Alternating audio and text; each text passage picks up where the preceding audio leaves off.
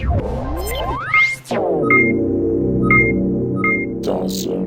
YouTube, Dawson Rider here with my review of the Power Rangers Dino Supercharge Christmas Special. Merry Hexmas.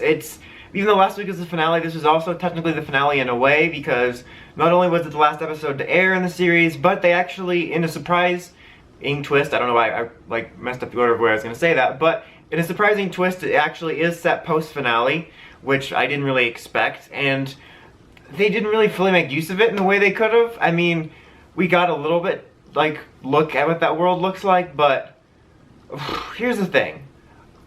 I didn't like this at all. I'll give them props for this episode, and I think last year's Dino Charge episode for the clip show, because these are always clip shows. These finales, not finales, these holiday specials are always clip shows. And I'll give them props for this one and for last year's, where it wasn't totally a clip show. I thought there was a little bit of a better framing device, a little bit more actual action surrounding it. It felt more like an actual episode. So I'll give them for that, and I guess a little bit of props for setting it post-finale instead of making it awkwardly before the finale, which I feel like they almost had no choice given how the finale ended.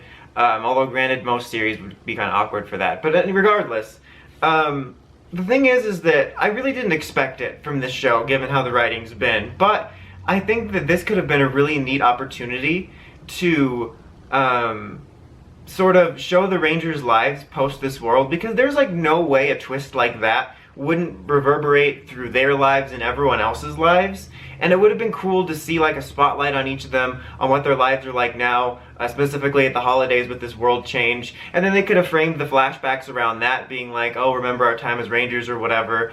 But it was a silly, stupid episode about a villain that had escaped the ship before it blew up and has spent 65 million years on a stupid plan, and he turned most of them into evil elves with, the acting was just terrible for it, to be honest, and they used, in order to get them back to not being evil elves, they used the memories of being Rangers to bring them back, which is really funny, because, it's just kind of a funny situation, because these clip shows are usually like that, where they sit there and have a reason to reminisce about these clips. And in this case, though, all the stuff we're seeing in the clips technically didn't happen, which is where a lot of my problem comes with this episode. I know it's the Christmas special, but it's still ridiculous how much shouldn't be happening. Why does the base exist? It shouldn't exist. There was never a need for it. In this timeline, I coughed, but in this timeline, Kendall never met Keeper. The whole 2 years we've been watching technically never happened. So the Zord shouldn't exist. The Energems still shouldn't be Dino-based. They specifically called out Chase's relationship with Kaylee, which is actually one of the few things I liked in the series, which probably didn't happen because all the circumstances surrounding them shouldn't have existed. It's just this huge mess of stuff that honestly shouldn't probably have happened. I mean, if they sat and explained it, could certain things still be happening? The situation they're in, could it still exist if they explained it? Sure, maybe, but then explain it.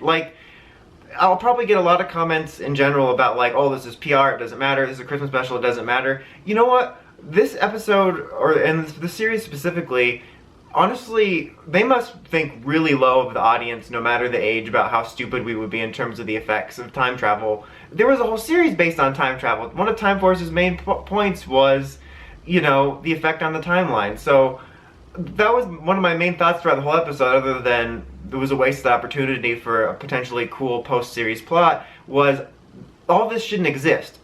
What happened, what they did, would have affected their lives so that none of this Ranger stuff existed. Why does Santa still refer to them as Rangers? They were never Rangers, except for when they transformed in the past. But they have no establishment as Rangers. And even for kids, I don't think that we can give it enough credit. I want to direct you to an example of this last summer when I went to go see Captain America Civil War. 2 seats down from me was a kid and his dad. The kid was probably around, I'm going to guess, 8.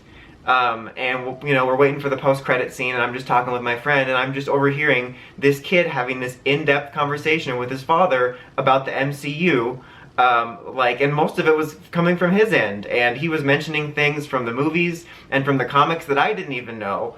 And yet they're probably thinking when they write this Dino Charge stuff well, sir, wouldn't this contradict this in the time? No, kids aren't even going to notice. The whole thing reminds me of the scene in Elf where Walter Hobbs signs off on the book without the last 2 pages thinking kids aren't going to notice. And that's what the writing feels like, and it feels like every time they have an idea, they go for it, even if it overrides everything they previously said. So like that kind of weighed the episode down, and it kind of made it worse, like I said, for the fact that they could have used this to actually make kind of a neat epilogue that potentially would have fixed the issues. And this sort of brought to light the fact that, because you know, a lot of the drama about the finale and everything was about how it would affect the PR timeline overall, but you could even just take that away. Let's say that they were like a normal franchise and announced at the start Dino Charge was its own thing and it wasn't a separate universe. Even without any connections to the previous seasons, it messed up its own season. So it was cool that they said it post-finale, but they totally wasted and made a pretty unenjoyable episode. And you brought back Philip for like 1 second just to see his face, and there was just so many questions and stupidness, and it was pretty awful, honestly. And of course, the last scene brings in Warg, one of the worst and annoying elements of the last of the series, and basically one of the last scenes involves their hilarious food humor of getting a pie to the face, which just pretty much sums it up. So honestly, overall, this special was pretty bad for me. I would give it a 3. I didn't really like it at all. But yeah, we'll see for the future. But they could have really done something cool here, I think. But they wasted it. I'll probably be doing, to keep in line with all my other rambles of the past seasons I've been rewatching, I'll probably do a series review like in a week or so, and I'll probably combine both of them. And then Ninja Steel actually happens next month, so the Ninja Steel reviews will be happening. Let's hope for the best from that. I'm kind of like with Sentai. I'm expecting the worst, but I'm hoping for the best. So let's hope that that is better. Until next time, make sure you have the Crazy Podcast at ReadyRangeRambles.com, and of course, don't forget to like, comment, subscribe. Till next time, Dawson Ryder, signing out.